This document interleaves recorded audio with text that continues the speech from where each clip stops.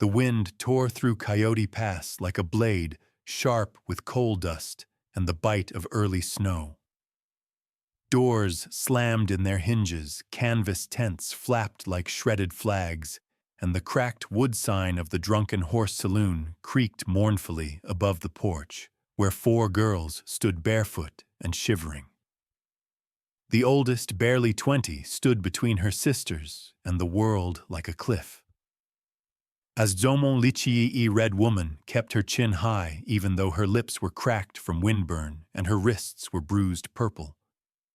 Beside her, Shika'an narrowed her eyes at every man that passed, fists clenched like someone itching to fight thunder. Sadie 12 said nothing, her gaze fixed on the dirt between her moccasins.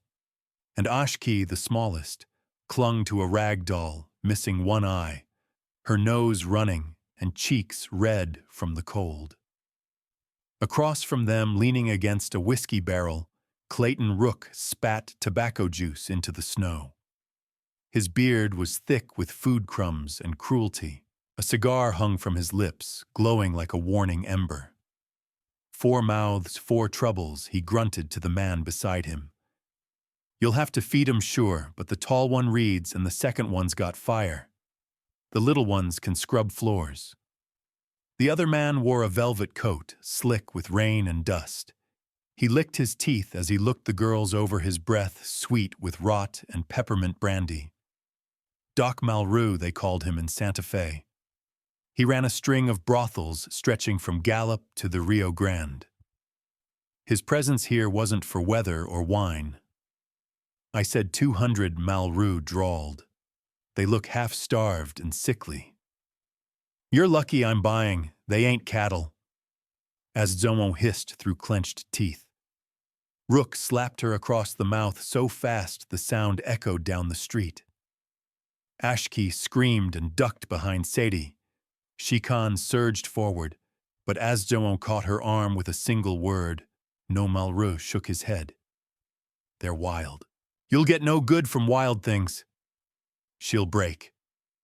Rook grunted. They all do. No one in the saloon moved. The miners leaned against door frames, sipping their sour whiskey, watching with the same hollow disinterest. They'd give a dogfight. No lawman would come there, hadn't been a sheriff here since the spring flood drowned the last one in the riverbed. 300 final offer, Malraux said. And I want papers. No trouble later. Rook was about to spit another protest when the saloon door groaned open. The cold that rolled in wasn't just wind, it was a presence. People turned, and silence swept the room like a shutter falling. The man who stepped through the doorway looked carved from stone and rage. He wore a long coat made of bear hide, the head still intact, and draped over his shoulder like a specter. His boots were stitched with elk sinew mud dried along the soles. Slung across his back was a long black rifle, the kind that didn't miss. To Yahji. Nobody called him that in town. Here they just whispered the Ridge Ghost or Bear Walker. He came down once a year, maybe less. Never spoke unless needed. Bought salt bullets, coffee, and left. He hadn't set foot in the saloon in 2 winters. He walked to the bar without acknowledging a soul. Laid down a folded list. The barkeep Ali, a man who once gutted his own dog for stew, scrambled to fill the order. Rook, puffed up by liquor and almost money, laughed. Close the damn door, bear man. We're doing business. Yaji didn't flinch. His eyes, pale gray like fog on canyon stone, flicked once toward the porch, then to the girls. His gaze paused on Ashki's face, streaked with dried tears and red with cold. It moved to Azdomon's swelling lip, then to Rook. What's this? His voice was low and flat. A weight, not a sound. Family matter. Rook said too fast. I'm setting them up with work, maids, good work. Yaji stepped forward. The floorboards moaned beneath him. Maids Malraux shrugged. Of course. Domestic help. You know how it is. Azdomon stared at Yaji, expecting madness behind his eyes. But there was only something ancient. Not dead, but dormant. Something that knew loss. "Do you want to go with him?" Yahji asked her directly. As Zomon blinked, nobody had asked that. Not once. Not when Rook dragged them across the desert. Not when their mother died coughing blood in the churchyard. Not when he made them watch their farm get sold for dice money. "No," she whispered. "He's not family.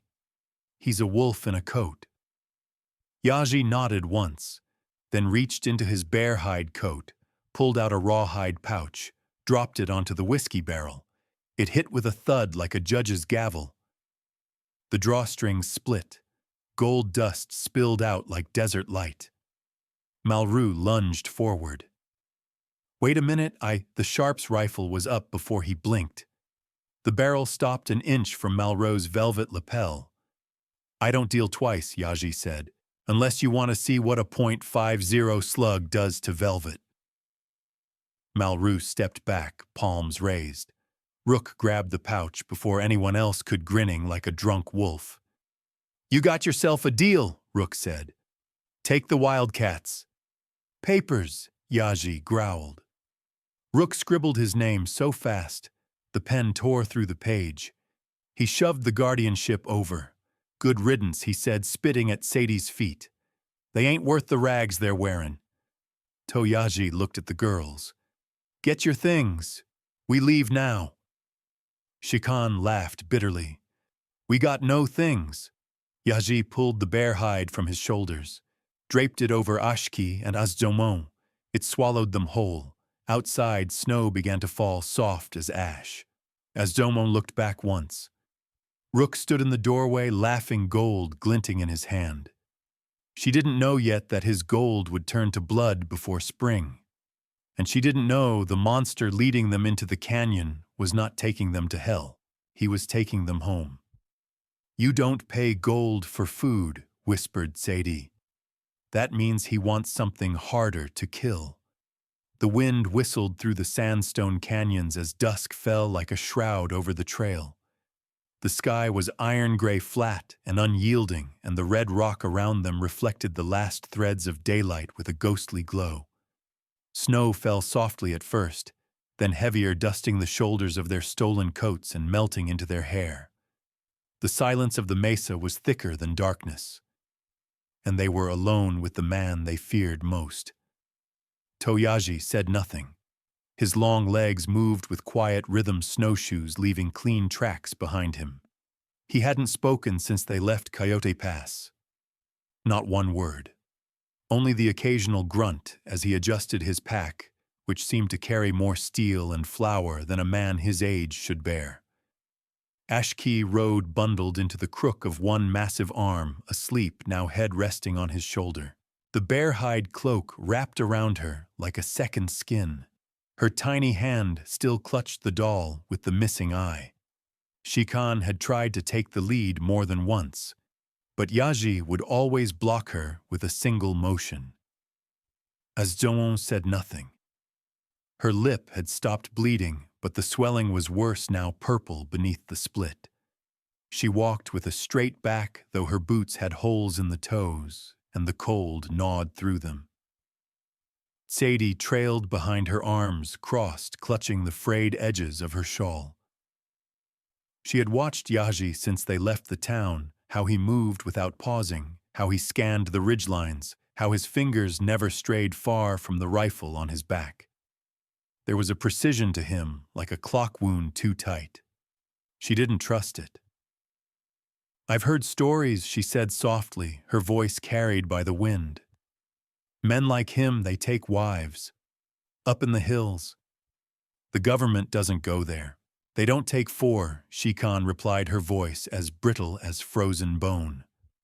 "They take one." "Maybe he wants a collection," Sadie said. "If he tries," Azdomon murmured, "he'll bleed."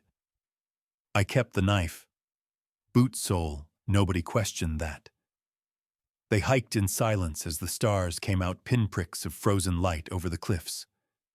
The trail twisted between steep outcroppings, brush frozen stiff and lifeless. Coyotes howled somewhere below. Finally, after hours of endless uphill climb, Yaji stopped. He pointed to a cleft in the rock wall barely visible behind a row of twisted juniper.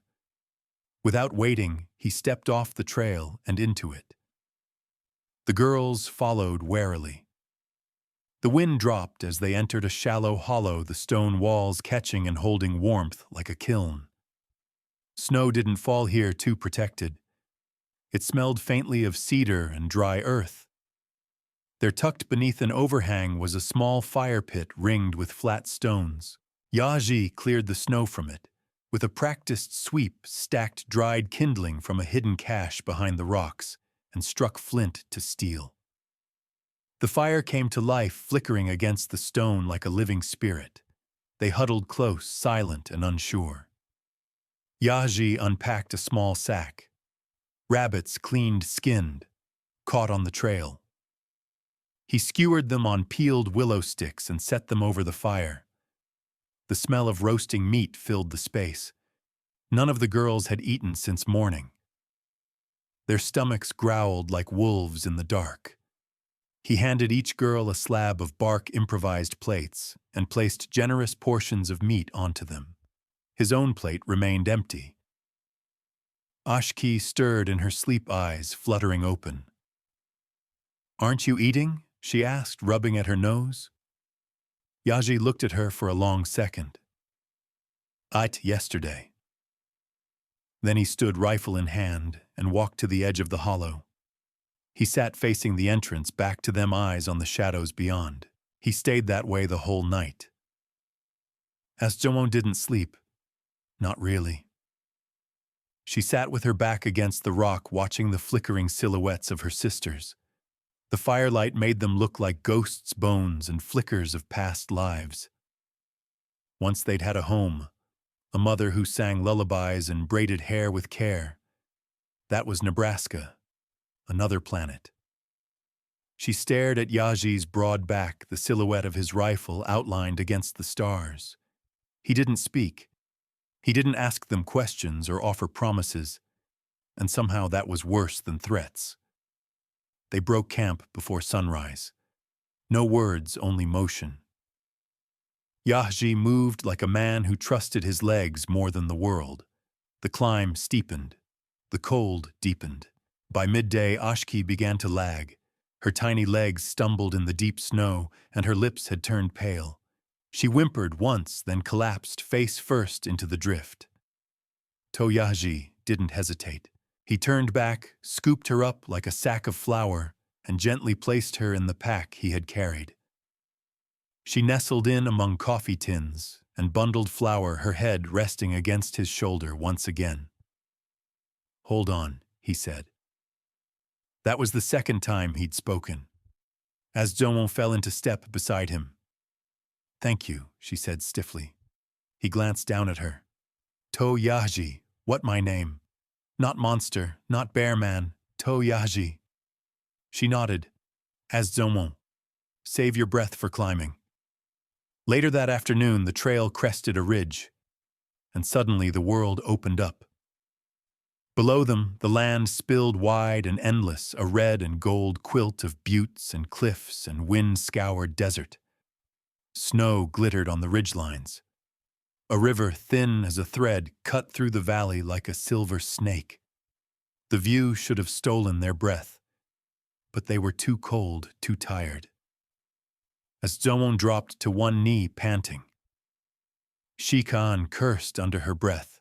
Sadie stood still, arms crossed, eyes not on the view, but on Yaji. Why, she asked suddenly, voice sharp. Why did you buy us? Yaji didn't answer. You aren't hurting us. You aren't using us. You don't even talk to us. Why would a man like you waste gold on 4 starving girls?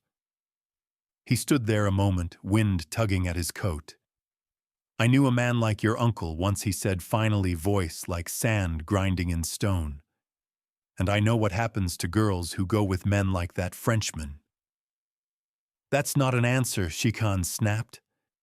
Yaji turned his eyes on her. They weren't angry. They weren't soft. They were like dry riverbeds shaped by storms long gone. "It's the only one you're getting. Keep moving, storm's coming." They did, because there was nowhere else to go.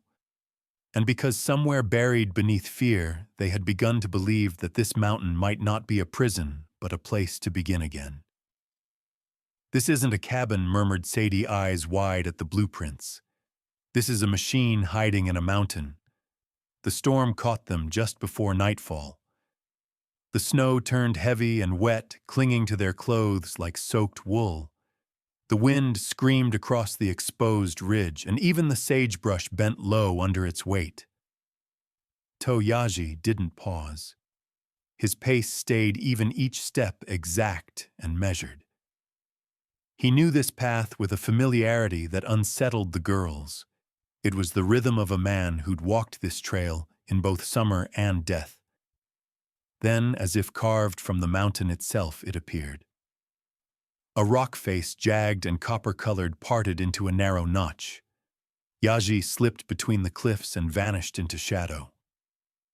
The girls hesitated only a second before following. Cold made fear irrelevant. Inside the pass, the wind died instantly. The temperature shifted. The path widened into a shelf tucked beneath a massive stone overhang. There stood the cabin. Calling it a cabin was like calling a thunderstorm wet.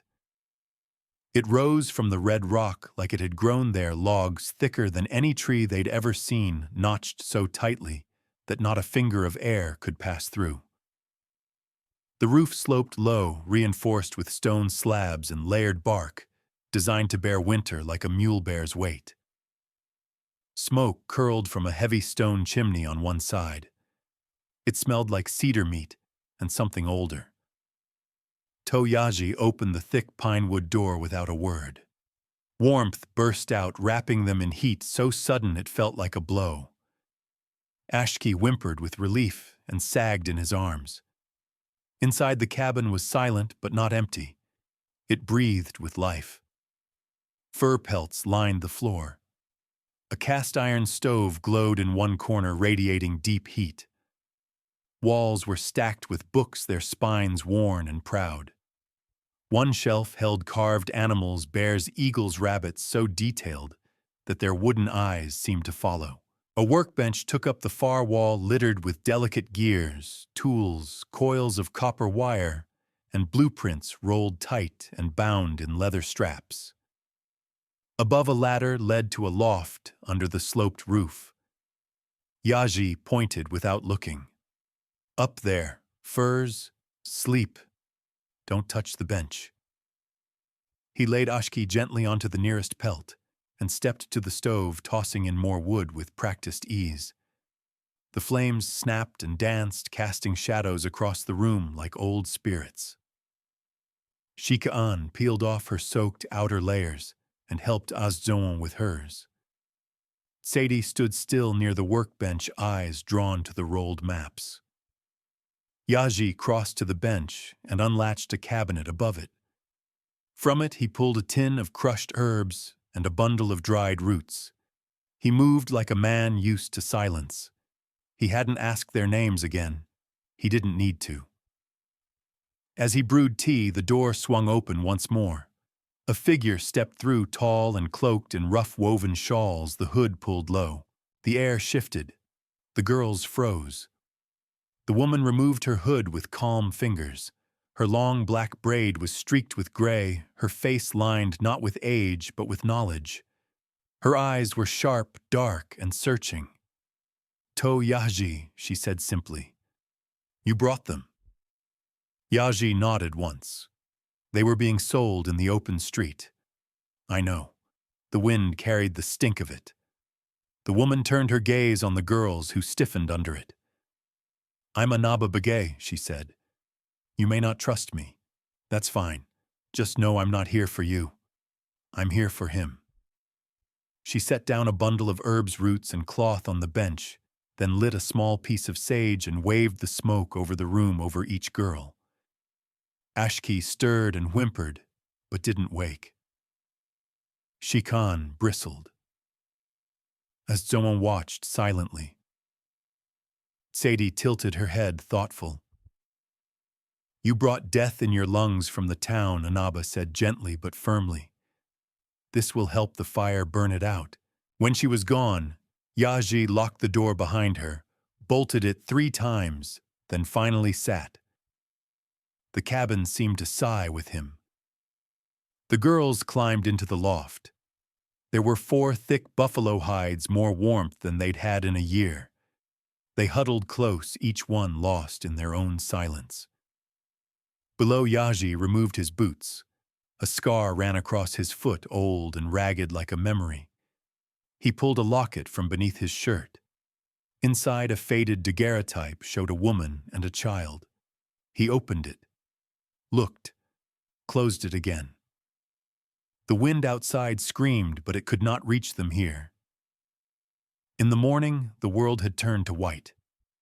Snow coated the red cliffs and turned the cedar trees into crystal. Yaji was already up. A pot of beans simmered on the stove. Biscuits, actual biscuits, were laid out on a plate. The girls didn't speak as they ate. Hunger overrode suspicion, just as exhaustion had the night before. Afterward, Yaji nodded toward a pile of buckskin and wool. Clothes, yours now. Frost kills slow. They sorted through the garments. Shikan picked the coat with the strongest stitching. Sadie found one with a clever hidden pocket. Azzoon chose the simplest. Where'd you get these? Sadie asked, eyeing the bone needles and sinew thread. Made them. For who Yaji didn't answer. But his silence held weight. Later that day, as the others napped, Sadie slipped back to the workbench. Curiosity hummed in her veins. She carefully unrolled one of the leather-bound blueprints. Her breath caught. It wasn't a map. It was an engineering schematic. Precision-drawn diagrams of water wheels, gears, sluices, and a massive wooden flume snaking down a canyon wall. Detailed annotations in small block letters filled the margins. This isn't a cabin, she whispered to herself. This is a machine hiding in a mountain. Her fingers traced the drawing. She recognized symbols for torque pressure ratios and rotation velocity. Her father had taught her some. Before the mine took him, before Rook took the rest. Behind her, Yaji stood at the stove watching. He didn't interrupt. You built this, she asked finally. No, you designed it. He nodded. Almost built it. Long time ago? What is it? Way out? Sadie looked down again this time, seeing not paper but possibility. She didn't yet understand all the parts, but she would. Outside, the storm began to rise again. Snow danced in whirlwinds across the cliffs. The fire roared. And for the first time, the girls slept under a roof built not to trap them, but to hold against the world. In the stillness, Yaji sat beside the window, staring down at the valley floor. His fingers tapped the wood once, twice, then stilled. There was work ahead, and he would not be alone. If you treat us like people, Yaji, we'll stop acting like ghosts. The snow had settled deep across the mesa. It muffled every sound except the crunch of boots and the creak of pine. For 2 weeks, the cabin remained their world. White cliffs framed every window. The sky rarely cleared. Cold ruled like an old god, distant, quiet, merciless. Inside, warmth bloomed like a kept promise. The fire was never allowed to die. Yaji kept it fed with juniper and oak he chopped at dawn, his movements precise and tireless. By the time the girls rose each morning, sourdough biscuits steamed on the table beside strips of venison or squirrel. No questions, no praise. Just food firework. The girls began to adapt. It was not submission, it was survival. But in that survival, something changed. Azzoon watched Yaji closely. He moved with a rhythm that was almost holy. He handled the woodpile like a prayer set traps with the silence of a shadow. He never shouted, never touched them. But his rules were iron wake early, no idling, no waste. One morning, a bundle of hides and heavy wool appeared on the work table beside bone needles and coils of sinew. No explanation. For us, Shik'an asked, eyeing the stack like it might explode. Your city rags'll kill you by spring, Yahji said. Frostbite starts in the toes, then fingers, then lungs. He turned back to the fire. That was all. As Zomon picked up a hide and ran her fingers across the rough grain, it was thick deer, maybe elk, and tanned with care. Not factory work, not trade goods. This was personal, intimate even. She sat at the long table and began threading the bone needle. You sew? Shik'an asked, arms crossed. Mother taught me before the cough took her. Sadie joined her silently. She laid out one hide and began measuring. Her fingers, though slender, were precise. By noon, the table had become a workshop. Furs, thread, ash for dye, bits of bone and leather stacked in tidy piles. Yaji didn't say a word, but something in his posture softened. The room hummed, not with sound, but with effort. Later that week, Shik'an left before sunrise and returned just before dusk. Her cheeks red, her hair stiff with frost. In one hand, she carried a snare. In the other, a fresh rabbit. Trap was half frozen, she muttered. Came across the prints anyway. Figured if I was cold, I might as well track something colder. Yaji nodded once. Skin it clean. No waste, she echoed. Yeah, I'm listening. That night they ate better than they had in a month. And not one of them spoke of the bruises fading from their arms or the weight slowly returning to their faces. Sadie grew bolder with the workbench. At first, she only watched from a distance. But Yaji left tools out deliberately, as Zomon thought. Each day, something new appeared. A cracked pocket watch, a splintered gear, a rusted lantern hinge. Sadie studied each piece like it held a secret. One evening, she crouched over the bench, brow furrowed. A tiny screwdriver in one hand, tweezers in the other. The escapement's bent, she murmured. It's throwing off the whole balance. Yaji looked up from the hearth. Fix it. Sadie flinched. What you said the problem, fix it. She hesitated, then nodded. Her hands moved like music. In 20 minutes, the watch ticked to life again. The sound filled the cabin like a heartbeat. Yaji didn't praise her. He simply slid the watch into his pocket and said, Tomorrow we check the pulley joints. She didn't sleep that night. She stared at the rafters, her fingers twitching in her dreams. Ashki changed the fastest. She became Yaji's shadow, not because he invited her, but because he didn't send her away. She would sit by his chair as he read old engineering manuals or sharpened blades. Sometimes she curled up beside his leg and hummed tuneless songs to her doll. Once she traced the scar along his jaw with one finger and whispered, Who cut you? He didn't answer, but he didn't move away either. Then came the blizzard. The wind howled with rage, clawing at the eaves and rattling the chimney. Snow hammered the windows. The temperature dropped so fast that the cabin's walls creaked like a ship on the sea. That night, Ashki woke screaming. Her cries pierced the quiet like shattered glass. She kicked at blankets, eyes wide with terror. Let me go, she sobbed. Don't take me again. As Zomon scrambled from her bed and reached for her, but Ashki thrashed wildly, hands clawing the air. Pearl, it's okay, Shik'an tried using her nickname. We're safe, you're safe, she wouldn't stop. Yaji stood slowly. The cabin felt frozen despite the fire. Without a word, he climbed the ladder. The floor creaked under his weight. He knelt beside Ashki and gently lifted her into his arms. She screamed once more, then went quiet. He rocked her. It was awkward at first. His hands were too big, his movements stiff. But he found a rhythm, back and forth, back and forth. His voice began to hum low, deep, steady, a vibration more than a tune. Then he sang. Not a lullaby, not in English. A work song, an old Dene melody from the railroad days. A chant about bridges and sweat about men drilling into rock and laying steel under stars. Ashki sagged against his chest. Her tiny fingers curled into his collar. She slept. Yaji didn't stop rocking.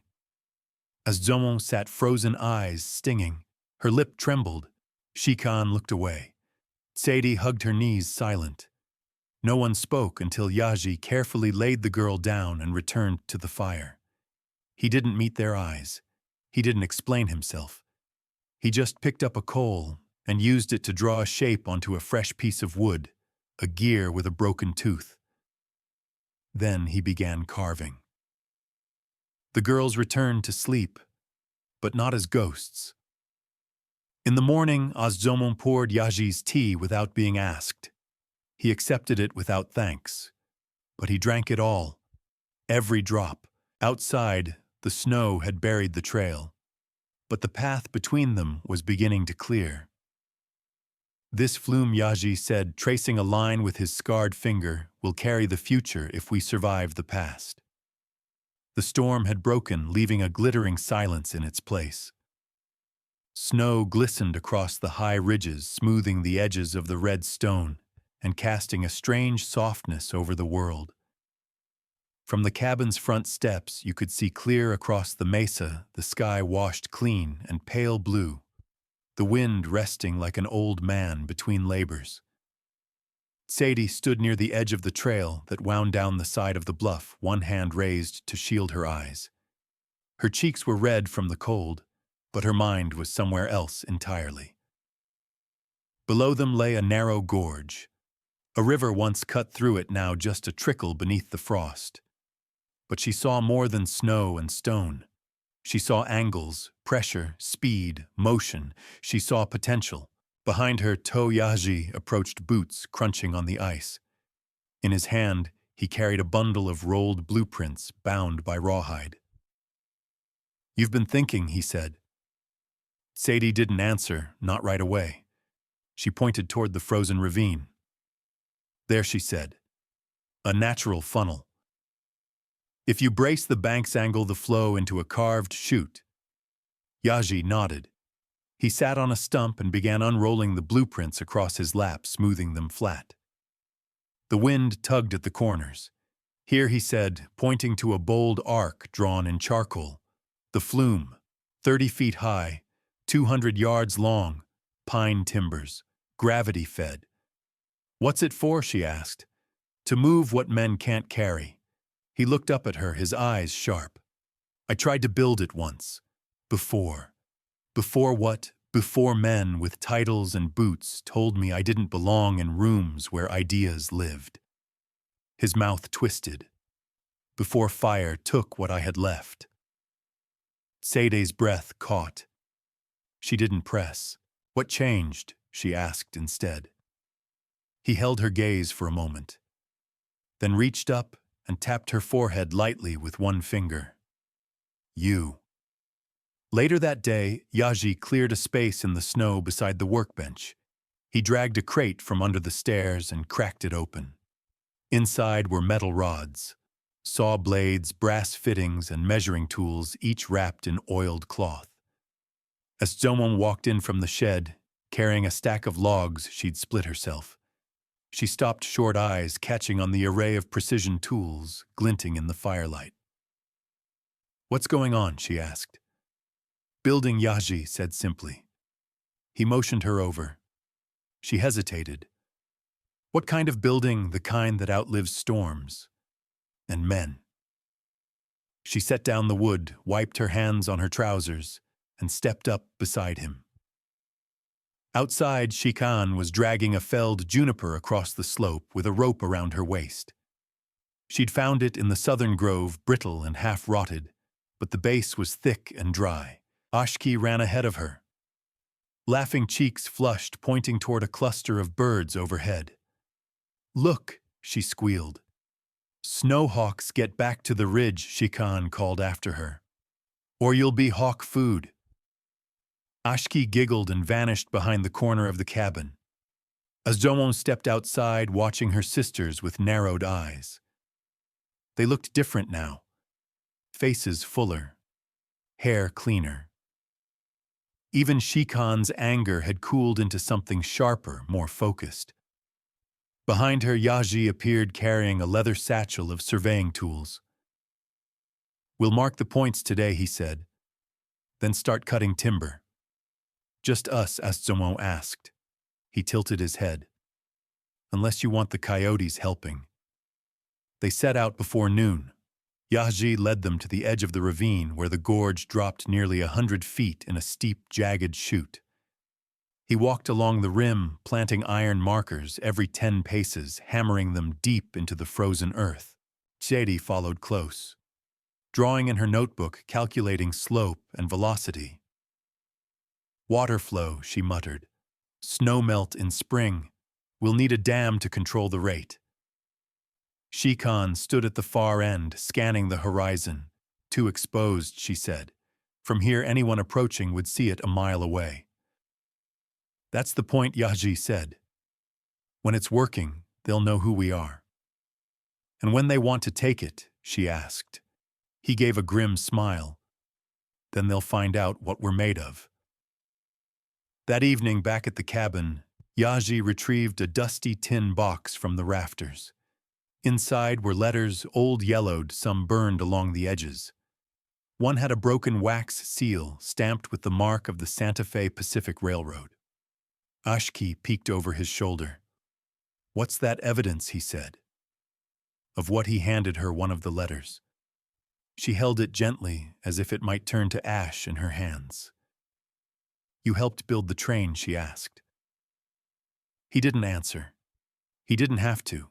They worked for 3 days, cutting logs, dragging them into piles, sorting by length and width. Yaji showed them how to notch beams, how to bind joints with iron pegs, how to layer the pitch to waterproof each groove. At night, Sadie studied the blueprints. Shikian cleaned her hatchet, her eyes flicking to the window more often than not. Azdomon kept track of their food stores, their water rations, and the days since they'd last seen smoke on the horizon. On the 5th morning, Anaba returned. She stood in the doorway with a pack full of herbs and a brow furrowed deeper than usual. "You're building," she said. Yaji nodded. "Is it wise?" she asked. "It's necessary." Anaba turned to the girls. Her gaze lingered on each of them. "They're not tools, To Yaji." "No," he said. "They're fire. You don't hold fire, you build a place for it to burn." Anaba stepped forward and handed Azom a bundle of sage, her fingers warm against the girl's cold hands. "Burn this in the rafters when the first wall rises," she said. "Keep the old spirits out." As she left, Ashki waved from the steps. "Will you come back?" Anaba turned the faintest smile on her lips. "When the mountain answers." That night, Yaji sat beside the stove, oiling the gear fittings for the saw mechanism. The fire crackled behind him. The girls sat around the table, each lost in quiet motion. He watched them, their hands, their eyes, the way they moved now without asking. He looked at the blueprint one more time, then folded it carefully, pressing the edge with his thumb. This wasn't just a structure. It was a statement. And someone somewhere would come to test it. "You sold us once," Azdomon shouted across the canyon. "You don't get to take back what's already been made sacred." The first cut of the saw echoed down the canyon like a thunderclap, the flumes still skeletal and rising like a dragon's spine along the ridge groaned under the pressure of water forced through its channels. The wheel, 20 feet of oak, steel-pinned and perfectly balanced, spun faster with each second. Sede stood by the crank system, eyes locked on the flow gauges. It's stable, she called over the roar. Flows even. Torque is good. Toyaji didn't speak. He stood on the edge of the mill's elevated frame, arms crossed, coat flapping in the dry spring wind. His face was unreadable, but the tension in his jaw told the truth. Ashki danced along the beam walkway nearby, waving a red ribbon as the massive saw blade began to spin, its teeth gleaming like lightning under the sun. "We did it!" she yelled. "It works!" Shika-an, rifle slung across her back, scanned the tree line. Her fingers itched at the trigger guard even though the sky was clear. They'd spent weeks finishing the structure. Each sister now wore the work in her muscles, her hands, her spine. Calluses replaced bruises. Their fear had been carved into purpose. The mill wasn't just lumber and saws. It was defiance made physical. Yaji pulled the lever to release the first log into the blade. The sound it made, whining, clean, exact, sang through the canyon like a hymn. Then the bullet hit the ground at his feet, spitting up a fistful of dirt. "Cover!" he bellowed. Ashki screamed and ducked behind the water drum. Shik-an was already sliding into a ditch, her rifle raised. Sadie and Azzomo scrambled for cover, pressed against the pulley wall. Laughter echoed from the ridge above. 6 figures stood silhouetted against the sky. Rifles glinted. Dust cloaked their boots. One leaned forward, his voice oily and sharp. "That's a mighty fine wheel you've got there, Concade. Be a shame if someone took it." The name rang like a whip crack. Azzomo rose, slowly brushing sawdust from her skirt.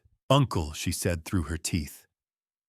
Clayton Rook stood at the center of the ridge hat, tipped low scar fresh across his cheek, where Yaji's last warning had grazed him. Around him stood 5 men, hard-faced, sunburned, guns at the ready. One, a tall blonde with a snake tattoo curling around his neck, grinned as he chambered around. "Didn't think we'd find you so easy," Rook sneered. "You left a trail of noise and smoke. You came for more gold," Yaji called up. "There's none left." Rook's eyes narrowed. "Oh, I know that.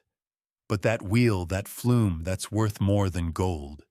And those girls, well, let's just say I got buyers in Arizona who prefer goods with some mileage." Shikan swore and took aim. "Don't fire unless they do," Yaji snapped. Sadie ducked behind the saw housing and whispered, "We're exposed. They've got height and cover." "We have the mill," Yaji said, "and the floodgate." Azzomo looked at him sharply. "You're not thinking I am." She glanced toward the flume's top end, where thousands of gallons of spring runoff were dammed, held back by a single reinforced iron lever. "You'll kill them. They'll kill us." A shot rang out. It clipped the top edge of the water wheel. Wood splintered. Ashki shrieked. Yaji turned to Shikan. "We need a distraction." She grinned. "I can give them something to aim at." He looked to Sadie. "Get to the boiler. Be ready to dump the pressure. On your signal." As Zomo placed herself near the flume's base by the release, she glanced up once more. Her heart pounded in her ears. Rook's voice carried over the wind again. "You sold your freedom for timber and ash. Send out the bear man and no one else needs to bleed." As Zomo stepped into the open. "You sold us once," she shouted. "You don't get to take back what's already been made sacred." Rook's eyes locked on her. "You don't decide what's sacred, girl." "You're right," she said. "But we do decide what's ours." Yaji stepped out behind her, limping slightly from a winter injury still healing. "I warned you," he said. Rook raised his rifle. The second shot hit Yaji's shoulder. He spun and fell to one knee, blood already soaking through the fabric. As Jongwon reached for him, but he growled, "No go, now." Sadie, watching from behind the gears, slammed her palm on the boiler release valve. Steam hissed like a rattlesnake, obscuring the platform in a dense cloud. Shikan opened fire, each shot deliberate, sharp, pushing the ambushers back behind boulders. Yaji dragged himself toward the flume lever. Blood dripped from his fingertips. Rook broke from cover torch in hand. "If I can't have it, no one can," he screamed. He ran for the mill torch high, as Zomo shouted. Now Yaji grabbed the flume release and yanked it down. The mountain roared. Water surged forward, slamming into the chute, picking up the day's cut logs, dozens of them, each the size of a bull. The flume vibrated, then screamed as the weight launched forward. Logs thundered down the V-shaped structure, smashing through air and space toward the ridge above. The mercenaries screamed, "Too dove for cover, too late." The logs struck the ridge edge, exploding into the rock face. Men disappeared beneath water and wood. Guns vanished. A wall of force swept Rook's men from the ridge like pine needles in a gale. Silence followed, broken only by dripping water and the distant crack of a snapped branch. Rook stood alone near the mill torch, in hand-eyes wide. "You," he spat, turning to Ashki, who had crawled from her hiding spot. "Witch spawn." He lunged. Mary Ellen Azzomo tackled him at full sprint. They crashed into the dirt, rolling hard. Rook struck her with the back of his fist. She sprawled. He raised the knife, click. Rook froze. Sadie stood behind him. Yaji's revolver shaking in both hands, hammer drawn back. "You don't have the guts," he hissed. "She might not came." Yaji's voice rasping from the ground. "But I do." Rook turned just as Sadie's shot rang out, not at him, but at the pressure valve behind his head. Steam burst in a blinding jet, striking Rook full in the face. He screamed, hands flying to his eyes, staggering backward into the very logs the sisters had hewn. He fell, and the mill was quiet again. As Zon crawled to Yaji's side, hands pressed to his shoulder. "Did we get them?" he whispered. "We got them," she said, voice breaking. "We got them all." He looked at the sisters gathered around him, faces bloody, dirty, alive. "No," he whispered. "You saved me," and closed his eyes. "Grief is not weakness," Anaba whispered. "It's a fire, and fire handled right forges steel." The wind carried the scent of wet ash and pine as Sadie stood by the forge, her knuckles raw, her arms trembling under the weight of the iron brace she hammered into shape. Sparks leapt like startled spirits catching in her braided hair. She didn't flinch. The rhythm of the hammer kept her anchored, even when her breath caught or her mind slipped back to Yaji's blood on the snow. It had been 2 days since the ambush. 2 days since Yaji collapsed on the sawmill floor, eyes glassy, whispering half-lucid warnings between fever sweats. The wound wasn't clean, bone-grazed, muscle torn. They'd done what they could with boiled water, crushed sage, and a needle thread clenched between Azzon's teeth. But infection crept like rot beneath the skin. Sadie had barely left the forge since then. "I can't help him there," she told Shikan when pressed. "So I'll help him here." Ashki watched her from the porch, curled beneath a horse blanket, knees to her chest. She hadn't spoken since the shooting. Her ribbon, once bright, now hung limp in her lap. Inside the cabin, Yaji thrashed in his sleep, muttering in a tongue none of them recognized. Half dine, half dream. As Zonho stayed by his side, soaking cloth after cloth in cold water, whispering prayers under her breath. Shikan paced. Every few minutes, she stepped outside, scanned the horizon, then circled back in. Her steps etched a worn path into the floorboards. She couldn't rest. Not yet. That evening, as the light died over the peaks, a shadow approached from the south trail. At first, Shikan reached for her rifle, but the silhouette moved with a slow, unthreatening gait. A staff tapped against rock. A shawl fluttered. Anaba. She looked older somehow, not in body but in gaze, as if the mountain itself had carved new lines into her soul. As Zomo stepped outside, arms crossed. "He's not dead," yet Anaba said softly. "But he's closer than you want to admit." "Then help him." Anaba nodded and passed through the doorway. Inside, she knelt beside Yaji, unwrapping the bundle she carried. Dried roots, crushed bark, black clay in a glazed jar. She murmured low chants, fingers moving fast, efficient. She removed the old bandage, examined the wound. Pus leaked from the edges. The stench made Seti gag as she entered behind her. Anaba didn't blink. "We need fire," she said. "Real fire." Shik-an lit the stove hotter than it had ever burned. Anaba placed the clay mixture near the coals, waiting until it bubbled before spooning it onto the wound. Yaji's body bucked, mouth opening in a silent scream. Anaba held him down with surprising strength. "You'll hate me for this," she whispered. "But you'll live." Outside, Azongon took Ashki's hand. "Want to help me fetch water?" she asked gently. Ashki didn't move. "I'm scared," she whispered.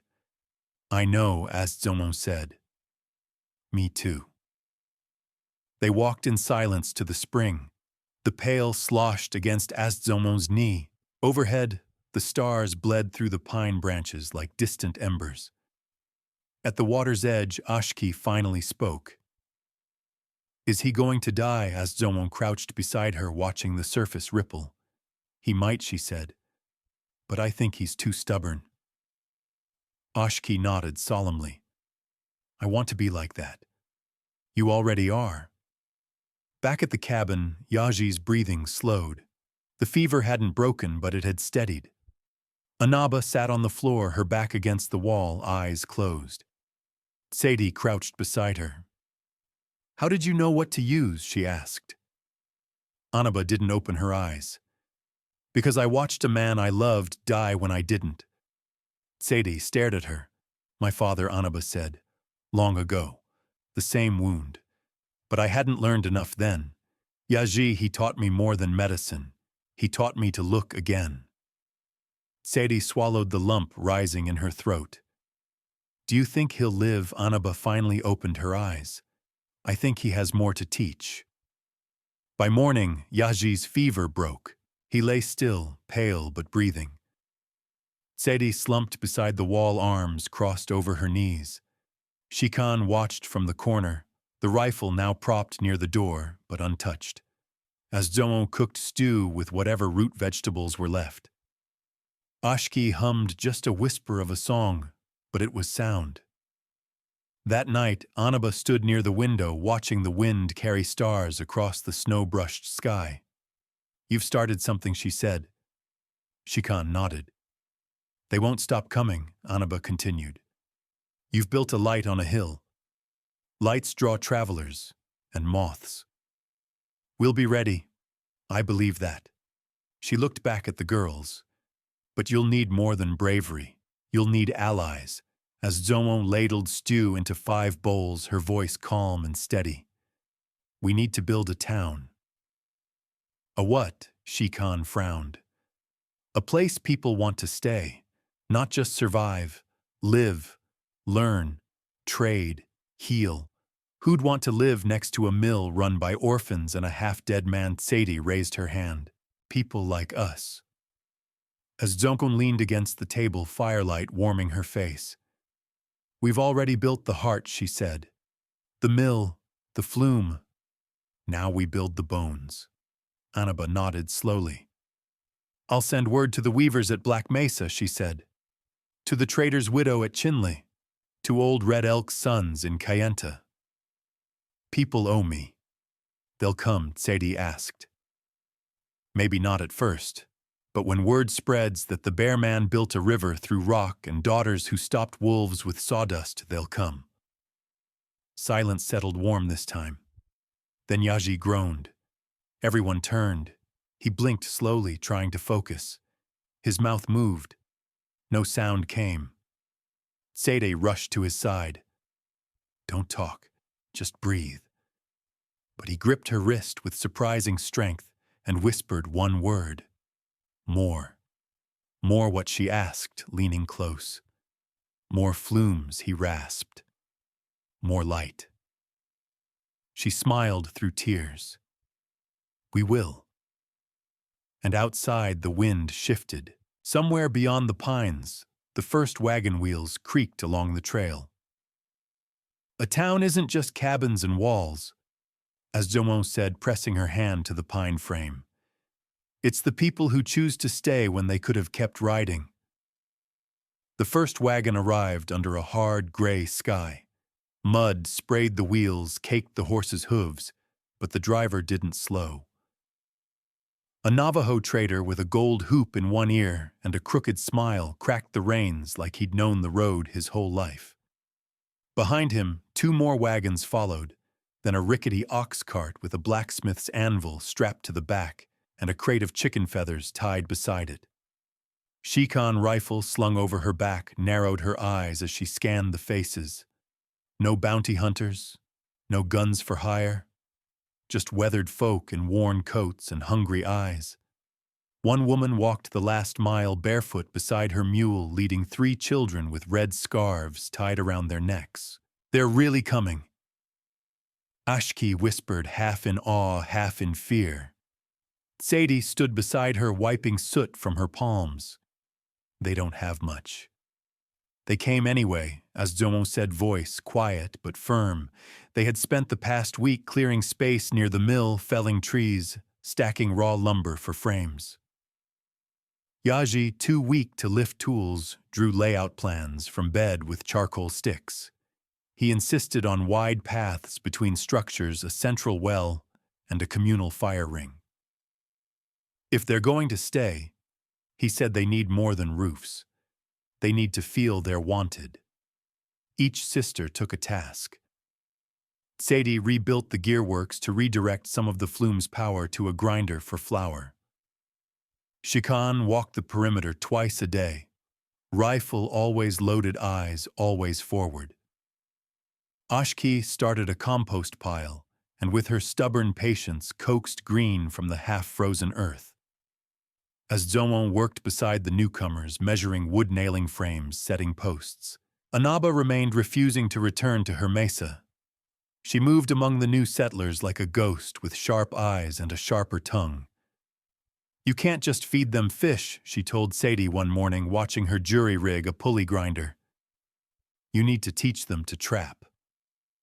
I'm not teaching fish to trap fish, Anaba smirked. You're already sounding like a town elder. By the end of the 3rd week, 10 structures stood in half-formed rows. One served as a shared kitchen, another as a tool shed. A third, nothing but 3 walls and a canvas roof, became the gathering space. Yahji called it the circle. Because every fire worth sitting at burns in a circle, he said. Trouble, when it came, didn't announce itself with gunshots or torches. It came in the form of a letter stamped and sealed, delivered by a U.S. Marshal who rode in with an apologetic face and a hand on his belt. You're claiming unpatented federal land, he told us, Zomo, laying the document flat on the workbench. Technically, this ain't yours. As Zomo studied the seal, her jaw tight. We cleared it. We built it. We bled on it. I don't doubt it. The marshal looked around, genuinely uneasy. But word is there's talk of auctioning off parcels. Big rail money's looking west. If your name ain't on a deed... Sadie slammed a gear onto the table hard enough to make the papers jump. They want to take it. Again. The marshal held up his hands. I'm just telling you what's coming. I've seen good places vanish because folks waited too long. After he left, Yaji called a meeting in the circle. We need a name, he said. The settlers murmured. A name won't stop rail barons, said the blacksmith. No, Yaji agreed, but it will stop them from calling it empty. They debated for hours. Some offered names drawn from the land: Red Willow Stone Loop Wind Crossing. Others suggested names of lost loved ones or old towns they'd fled. Finally, Azjomon stepped forward. "This place gave us a second life," she said. "Let it be that for others, too." She paused. "Call it Sehutsui." There was silence. Then the old silversmith from the first wagon nodded. "Water between the rocks," he translated for the few who didn't understand. "That's what the flume did. That's what this place is." And so it was. They carved the name into the main beam of the circle. Sadie etched it into the gears of the mill. Shikan burned it into the stock of her rifle. Sehutsui. 2 days later, the rains came. The mountain trails turned to mire. One of the flume's support braces cracked under pressure, and for a full day the wheel groaned like it might collapse. Sadie, soaked to the skin, climbed to the highest junction and braced the beam herself, while settlers scrambled to hammer a new cross-brace. When it finally held and the wheel spun smooth again, the whole camp let out a cheer. Yaji, watching from a window, whispered, "That's how towns are built, not in stone, but in the space between collapse and courage." That night around the fire, Ashki sang. It was a small voice, halting at first. But others joined in an old lullaby from Black Mesa, a tune whistled by the wagoner with the gold hoop. The notes weren't always in harmony, but they held. Anaba poured steaming stew into wooden bowls, her face unreadable. "Why stay?" Shikan asked, taking hers. Anaba didn't look up. "Because once long ago someone stayed for me." Ashki, her song finished, came to sit beside Astzon. "I want to build the school," she said, "for the kids, for anyone who wants to learn." Astzon brushed a curl from her forehead. "You will, but I don't know how yet. You'll figure it out." That's how all of this happened. Across the fire, Sadie drew plans on the dirt with a burnt stick. "We'll need more flumes," she muttered. "More power. If we want a proper kiln or blacksmith bellows, we will," Zomo said. "And more food," Ashki added. "Livestock. And walls," Shik-An said. "They may not come with guns this time, but they'll come." "They will," Yaji said from the porch voice, low but clear. "But they won't know what they're walking into." He looked out at the buildings, the people, the flickering firelight that now lit more than just survival. "This is a town, now," he said. "Ours." And in the distance, under the thick belly of storm clouds, 2 riders watched from the ridge, silent, calculating, and turned back east. "Justice isn't born from silence," Sadie said, her voice echoing across the circle. "It's carved like flint from stone, sharp enough to cut through fear." The first body was found before dawn, slumped against the base of the flume, half submerged in runoff. A man 30's skin, pale with frost, no boots, throat slit clean. Shikan stood over him as the others gathered. Her face was unreadable, but her hands flexed tightly around the rifle. Stranger Yazi said, coughing into a rag as he limped from the cabin. "Not one of ours." "He's been dead since nightfall," Anaba muttered, crouching low to examine the bruises on his wrists. "Tied up, then dumped." Ashki's breath hitched. Why would someone kill him and leave him here? "They weren't hiding it," Shikan said. "They wanted us to find him." A hush fell over Tsehutsui. The townsfolk, newly brave from weeks of hard labor and shared warmth, drew inward again. Men who once offered to mend roofs stayed behind locked doors. Women pulled children away from wells. Even the chickens were silent. "They think we'll scare easy," Sadie murmured later that day as she helped Yaji to the mill. "Break from the inside." Yaji winced with every step, his body still healing. "Then don't let them be right." At the circle, Azjomon called a meeting. "We don't know who he was." She began her gaze, sweeping the crowd. But we know someone meant harm. That alone means he matters. Some nodded. Others averted their eyes. The silversmith crossed his arms, brow furrowed. We're not lawmen. What are we supposed to do, start hanging folks? No, as Zomon said, we start asking questions. That afternoon, Shika-an and Sadie rode south, retracing wagon ruts through the muddy pass. After an hour, they found boot prints, deep, staggered, struggle marks. They dumped him uphill, Shika-an said, pointing with the butt of her rifle. Let the water carry him to us.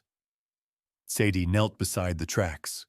One heel print bore a crack-split leather, a notch by the toe. I've seen that boot before, she said. A trader from Coal Bluff, tall, talks too much. They rode fast.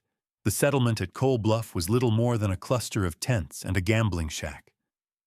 Smoke curled from a stovepipe. 3 men sat on barrels outside, passing a flask. Inside the shack, the trader slouched in a corner, eyes bloodshot. When he saw Sadie and Shika-an, he tried to stand. I don't want trouble, he said quickly. Then speak straight, Sadie said. You know the dead man by the flume. The trader swallowed hard. Name's Ray. He rode with me a few weeks. Said he was looking for a place to settle, and he left 2 days ago. Said he had business with a man named Drayton. Shikan's eyes narrowed. Drayton. He was wearing a silver pin, circle of thorns. Called himself a land scout. Outside, Sadie felt her stomach knot. Circle of thorns. That same sigil had been etched into the parchment the marshal delivered. The seal of the Eastern Land Consolidation Company. They rode back fast, reaching Sehutsui by moonrise. Inside the circle, Anaba stood over a map Yaji had drawn weeks ago, the flume marked in looping charcoal lines. They're not just probing, she said. They're trying to provoke. Why now? Ashki asked. We've had weeks of peace, because they thought we'd crumble once people came, as Zomo said. They didn't expect us to hold. The next morning, the second message arrived. A wooden crate nailed shut left at the edge of the settlement. No tracks, no witnesses. Sadie pried it open with a crowbar. Inside, a flintlock pistol, rusted and unusable. A rolled note pinned to the barrel. You can build all the homes you want. This land still ain't yours? Ashki stared at the words, then turned away, her small shoulders trembling. It's just fear, Sadie said to her. They know they're losing. It still feels like hate. Yaji called for the circle again. This town wasn't built by people who ran, he said from his stool voice, rough. We made Sehutsui from bones and ashes. If they want to fight, we fight. But not with bullets first. We answer with law, Anaba said. There is no law here, someone muttered. There is now. Sadie stood. Then we write our own charter. Set our own rules. Elect our own council. Self-rule. The silversmith laughed bitterly. That's suicide. The companies'll send real guns when they hear that. Then let them, Shikan growled. We don't need their mercy. The vote passed by morning. 6 council seats. 1 for each quadrant of the town, 1 for the builders, 1 for the guardians. Anaba refused her nomination. I serve better in shadow, she said. Ashki nominated herself. Some chuckled, others hesitated.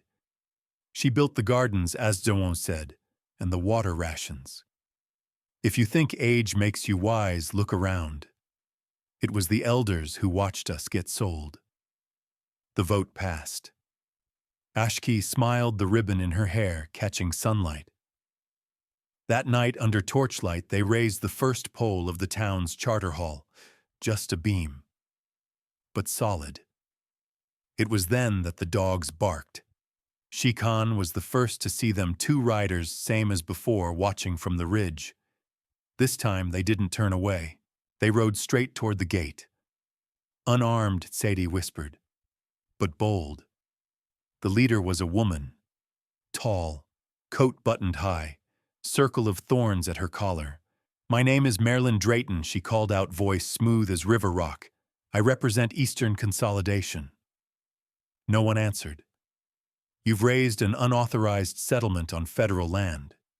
You've resisted inspection. You've claimed sovereignty." Still silence.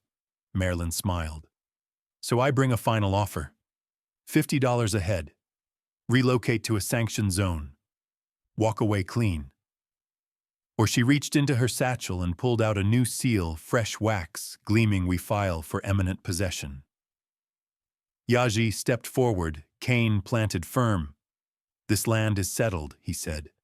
"We bled on it, we built it, and we're not for sale."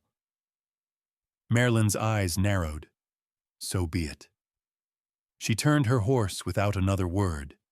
As she rode away, Ashki whispered, "What now, Yaji?" Looked to the beam, the torchlight flickering against fresh wood. "Now," he said, "we finish the haul." And overhead, thunder cracked across the sky, not a warning, but a herald. Something had begun that would not be undone.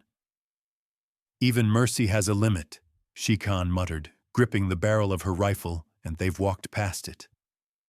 The wind brought dust from the ridges that morning, sharp and coppery on the tongue. At first light, 2 more scouts were spotted figures silhouetted on the north rise, watching motionless as fence posts. By the time Yaji sounded the horn, they'd vanished.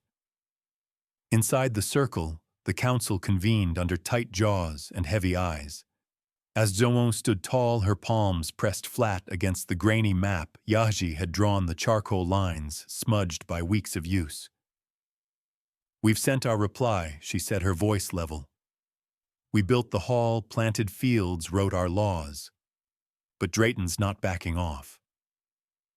Ashki sat across from her eyes, flitting nervously between the elders and the window.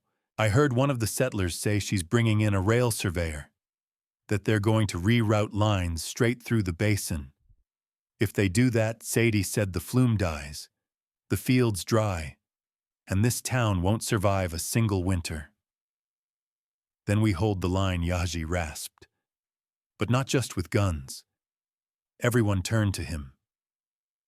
"We need to build something they can't take, something permanent, something that ties our name to this land in ink and blood." Ashki leaned forward.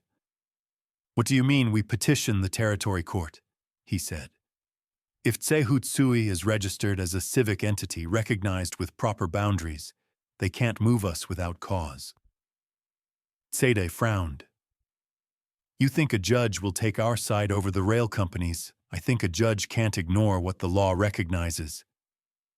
Inaba nodded slowly. "It's bold, but we'd need proof. A census, deeds, a written charter, witnesses, and someone to deliver it." As Zhou added, "Through rail territory, on horseback." Shikan stood. "I'll go." "You won't make it alone," Inaba said. "Not with eyes on every pass. I'll make it," she answered, "but I'll need a diversion." The town moved like a hive stirred by smoke. Sadie and Ashki forged 20 duplicate bundles, rolled parchments tied with red cord, stamped with the circle's seal. Riders took off in pairs at dawn, scattering in every direction, each carrying a bundle to confuse anyone tracking the real one. Shikan left just before dusk alone, silent, her path cutting north through the ridgeline, where snowfall still lingered in the shadows of pine. 2 days later, the first fire hit. The west storage shed built from green-cut timber burned fast. By the time the bucket line formed, the roof had caved. The winter flower stock was gone. No one saw who struck the match. As Zomon walked through the ash that night, the embers biting through her soles. "They won't face us," she said to Sadie, who was already fitting a new beam. "No," Sadie muttered, sweat streaking her jaw. "But they'll keep slicing till we bleed out." In the morning, Marilyn Drayton returned. She stood just beyond the boundary, stone hands clasped behind her back like a teacher surveying unruly students. Behind her, 20 riders weighted rifles slung red bands tied to their arms. Petitions are one thing, she called, but words don't stop flames. Ashkey stepped forward, her small fists clenched. Neither does fear, Marilyn smiled. Last chance. Dismantle the flume. Pack up your people. I'll even send a rail car for you. Sadie stepped out of the half-framed blacksmith hall, grease staining her sleeves. You ever build anything yourself, Marilyn? The woman raised a brow. Didn't think so. The gunshot rang from the ridge. Everyone froze. Dust kicked at Yaji's feet as he slumped forward, the old man grasping his side. Ashkey screamed. Chaos broke like floodwater. Drayton's men advanced as settlers scrambled to grab cover. Sadie pulled Ashkey back behind the mill wall, while Astzomon crouched beside Yaji, hands shaking as she pressed fabric to his wound. Not deep, he wheezed. But they won't stop. Sadie rolled behind the gear shed and shouted toward the circle. To the eastern trench block, the flume Anaba emerged from the shadows, dragging 2 crates of homemade firebombs behind her. Thought they might get brave. With a grimace, she lit the first fuse and hurled it past the wall. A sharp blast echoed, sending riders scattering. Cut the line as Zomon barked. Deny them power. The settlers had rigged the eastern water trench with a drop gate days prior. Sadie sprinted toward it, ducking under fire. She yanked the lever with all her strength. Water surged from the flume and spilled across the lower field, soaking the ash where the granary had once stood. As the wheel ground to a halt, the mill gears screamed, then fell silent. Without the flume, the wheel stopped turning. Without the wheel, the saws froze. But they wouldn't give Drayton the satisfaction of controlling it. Drayton watched her mouth tightening. Fall back, she ordered, disgust in every syllable.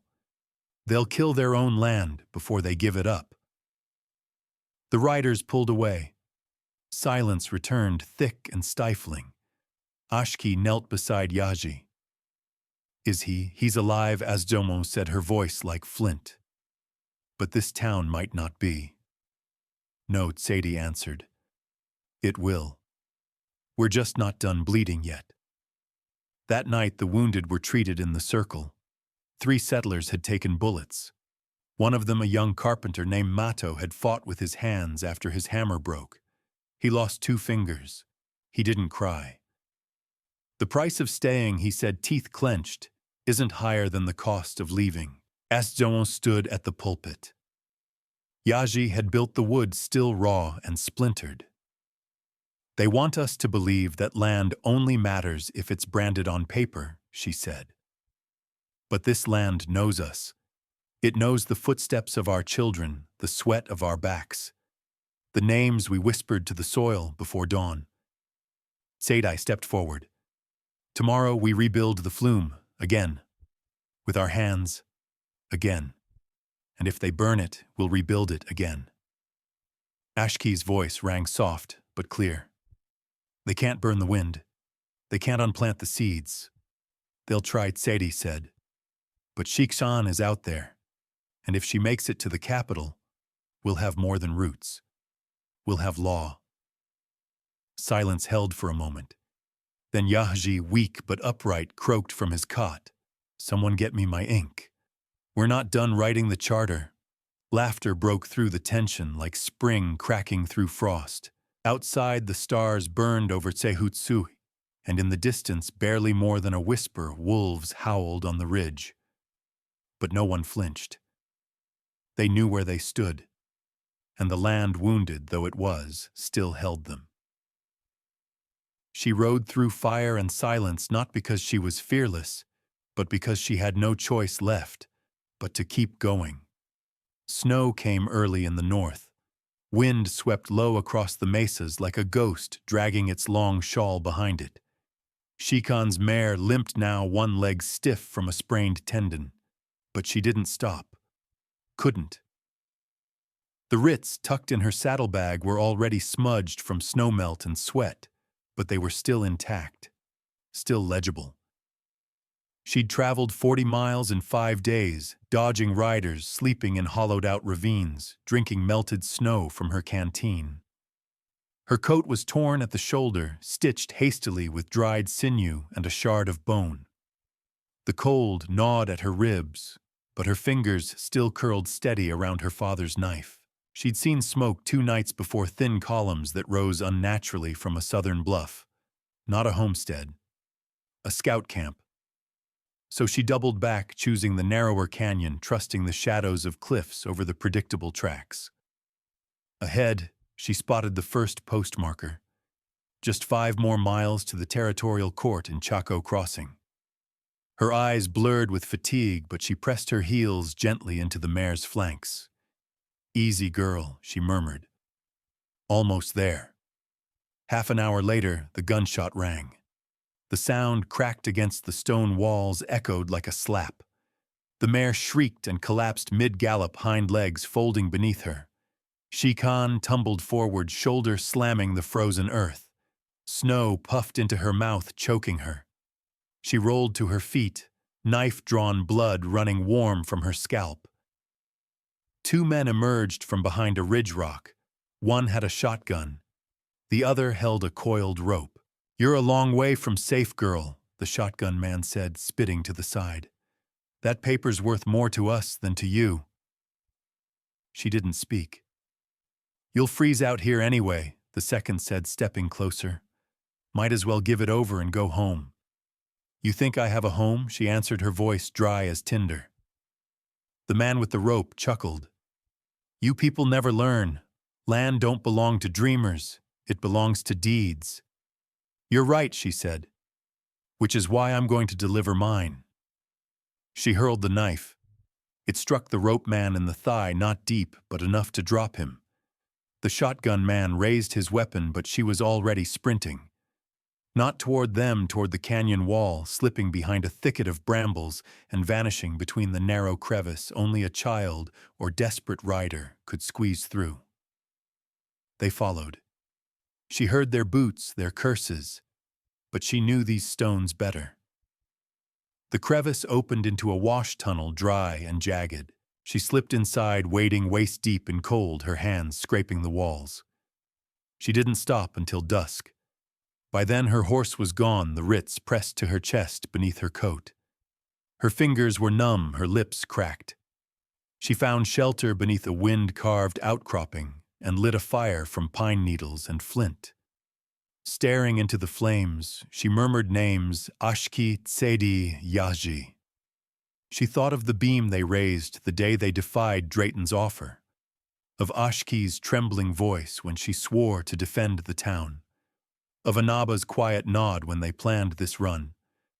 No one had promised survival, only meaning. In the morning she walked, 1 mile at a time, over ice-laced stone, past a wolf carcass frozen mid-snarl, past a river too wide to ford, which she crossed barefoot, clutching her coat above her head, teeth chattering. By noon, Chaco's outpost tower shimmered through the heatless haze. The courthouse stood squat and square in the basin beyond, carved from red sandstone and wrapped in scaffolding. 2 guards stopped her at the outer gate. Petition 1 asked, skeptical. She pulled the writs from her coat and handed them over with bloodied fingers. "Town of Sehutsui," she said, "seeking civic status." The guard unrolled the document and blinked. "Where the hell is near the southern ridge, east of the flume line? And if you don't take me to a judge right now, that town will be ash by sundown." The other guard, older, leaned closer, eyeing the seal. "This looks official." "It is official," she said. "It's signed by 2 elders, an acting sheriff, and 74 residents, with a full map, charter, and census." He looked up. "Follow me." Inside, the air was warm, thick with the scent of paper and oil. Ink bottles clinked on desks. Quills scraped like insects. Shikan stood in front of a territorial judge by late afternoon, barely upright, The man, Honorable Eli Ramsey, adjusted his spectacles and stared at the petition for a long time. Then, at her. You delivered this alone? Yes. Under attack, yes. He leaned back in his chair, hands steepled. You're aware that if approved, this makes your town a recognized township under provisional protection, I'm aware. It also makes the land taxable. We'll pay. Ramsey raised a brow. You know the rail companies won't like this. They'll fight it. They already are. He tapped the parchment. And you believe this town, this Tsehutsui, will survive the winter. I believe it'll survive the next one, too. He was quiet for a moment. Then he nodded. I'll forward the request to the Land Commission tonight. You'll have a writ of protection within 2 days, signed and sealed. She sagged finally, her knees nearly buckling. Where can I sleep? She whispered. Here, he said gently. You've earned it. She spent the night in the clerk's quarters. In the morning, she woke to the sound of boots, men in long coats, riders ready to deliver the signed copy. She refused the ride. I came here on foot, she said. I'll return the same way. But she accepted a fresh coat and a horse. Before she left, Ramsey handed her a second sealed envelope. What's this? She asked. My own letter, he said. To Drayton. It says the next shot fired on your land will be judged as an act of war. She blinked. Why would you do that? He smiled faintly. Because sometimes justice rides in from the cold, wearing someone else's boots. She mounted the mare and turned south, the parchment heavy against her ribs. This time she didn't have to dodge. No scouts, no riders, just the wind and the scent of thawing earth. Somewhere beyond the ridges, smoke curled not from fire, but from kitchens. The kind that meant warmth, the kind that meant home. And the sound of hammers on wood rang faintly over the hills. The land didn't just remember them, it carried them, held them, and finally spoke their names back in wind and bloom. The storm broke just before dawn, rolling over Tsehutsui in a slow, cleansing sweep of gray. It wasn't harsh like the spring hail or sharp like winter sleet, just soft rain that darkened the dust, sank deep into the fields, and left everything smelling of juniper and life. Ashki stood barefoot beneath the overhang of the mill head, tilted to the sky, eyes closed. Her fingers brushed the woven cord now fastened around her wrist, the same cord Yaji used to tie their first message scrolls. Beside her, Tsedi poured steaming water from a kettle into a clay bowl, carefully shaving in herbs and pine needles. You sure she's coming today? Ashki asked. Tsedi nodded. Smoke signals reached the ridge station last night. She crossed the Black Pass before dusk. Think she's bringing the paper? Tsedi glanced at her. She's bringing more than that. Anaba ducked beneath the porch frame, arms full of clean canvas. Well, we better paint the banners then. This town's got a name now, and it deserves to wear it proud. They hung the banners across the main hall. Children scattered flower petals stolen from what little bloom had pushed through the spring soil. The fields, half-tilled and raw, still bore the scars of fire and frost, but the lines of new growth showed green shoots even in their wounded beds. Yaji sat propped beneath the medicine tree, his cane crooked under one arm, his other hand resting atop the new town ledger. His eyes, cloudy with age, flickered toward the south road every few minutes. They heard the hoofbeats first. Then the figure appeared between the rocks, leaning forward, wrapped in a black coat, a bright red sash tied across her waist. Behind her, the horse carried a bundle heavy with rolled parchment and sealed wax. Shikan dismounted slowly. Her lips were cracked, her hair streaked with dust, but her back was straight and her steps steady. Ashki reached her first and nearly knocked her down with the hug. You made it, Ashki breathed. Told you I would. Sadie came forward and opened the satchel. Inside lay two things, a folded document wrapped in oilskin and a smaller letter sealed with a judge's crest. Sadie handed the judge's letter to Yaji, who read it slowly, mouth curling upward. Effective immediately, he said aloud. Voice dry but ringing clear, the township of Sehutsue is recognized under territorial law as a self-governing entity with full protection, civic rights, and permanent land claims. There was silence, brief, breathless, before it broke into cries and clapping and ululations that echoed off the hills. Marilyn Drayton arrived 3 days later. She rode in unaccompanied, her fine boots dulled with trail dust, her coat buttoned to the throat. She dismounted, approached the circle where Sadie and Aszoan waited, and stopped beneath the new banner. Congratulations, she said, voice clipped. You outplayed me. Sadie folded her arms. We outlived you, I could still appeal, Drayton muttered. Could bring the matter before the federal assessor. And risk a ruling that removes you from 4 other holdings, as Zomo said. Go ahead. Drayton didn't respond. Or Sadie added, you could sell us back the flume rights. At market price, double your losses, cut clean. For a long time, Drayton stared past them toward the rebuilt tower, the repaired wheel, the new bridge laid across the creek bed. You're going to build more, aren't you? She said finally. Sadie nodded. We already are. Drayton reached into her pocket and handed over a deed slip. You'll get my full sign-off tomorrow, and if I see a single pipe crossing my ridge, I'll send a lawyer instead of a rifle next time. As Zomon smiled thinly. Good. We know how to fight both. When Drayton rode away, no one watched long. She was already fading, just another shadow passing through the canyon, her name no longer writ on the earth. That evening, the circle held feast. Smoke rose from 3 pits, pork and 1 roasted squash in another, and blue cornbread in cast-iron pans in the third. Music crept from stringed guitars, and reed flutes played slow and low, threading through the laughter like wind through cotton.